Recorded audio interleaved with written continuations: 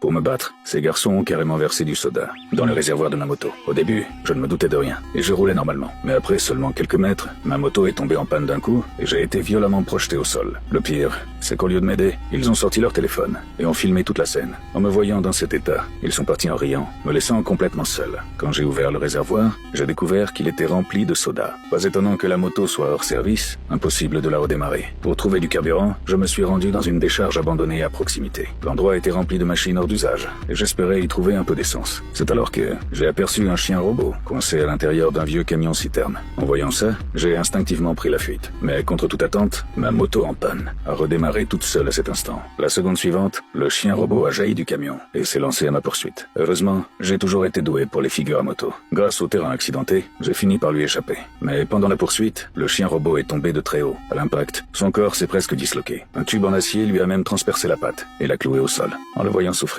je n'ai pas eu le cœur de l'abandonner, même s'il me regardait avec méfiance et refusait que je m'approche. Après l'avoir calmé, il a finalement baissé sa garde. J'en ai profité pour retirer le tube d'acier, planté dans sa patte. Quelques secondes plus tard, quelque chose d'incroyable s'est produit. Ses yeux rouges sont progressivement devenus bleus. Au même moment, il m'a enregistré comme une personne de confiance. Peu après, j'ai reçu un tutoriel de réparation sur mon téléphone. L'expéditeur était ce chien robot. Je l'ai alors emmené dans un conteneur abandonné, et j'ai commencé à le réparer en suivant les instructions. Après une nuit entière de travail, il a enfin retrouvé toutes ses fonctions. Et ce n'est pas tout, je lui ai même rempli un bidon d'essence. Il a sans doute compris que je voulais l'aider, car son attitude envers moi a complètement changé. Non seulement il s'est rapproché de moi, mais il est aussi devenu très affectueux. Plus tard, j'ai retiré le dispositif qui maintenait sa gueule fermée. À partir de ce jour-là, nous sommes devenus les meilleurs partenaires. Ensemble, nous traversions les ruines à moto, en réalisant toutes sortes de figures impressionnantes. Pendant ce temps, ceux qui s'étaient moqués de moi étaient chez eux à regarder la vidéo, morts de rire, devant les images. Mais leur amusement n'a pas duré longtemps, car Lisa est soudainement venue les voir. Elle les a sévèrement remis à leur place, puis elle s'est mise à ma recherche. Peu après, Lisa a fini par trouver le conteneur abandonné.